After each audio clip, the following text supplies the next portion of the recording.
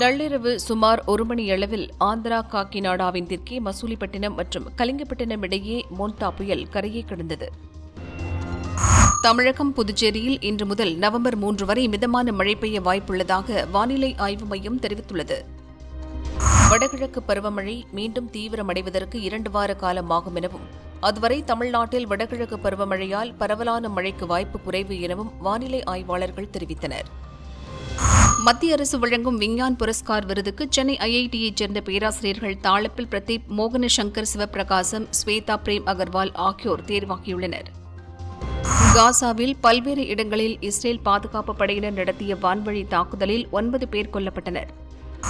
Caribbean தீவுகளில் உள்ள ஜமைக்காவை சூறையாடிய சூறாவளி மெலிசா தற்போது கியூபாவை நோக்கி நகர ஆரம்பித்துள்ளது. இந்த சூறாவளியால் இதுவரை 10 பேர் உயிரிழந்துள்ளனர்.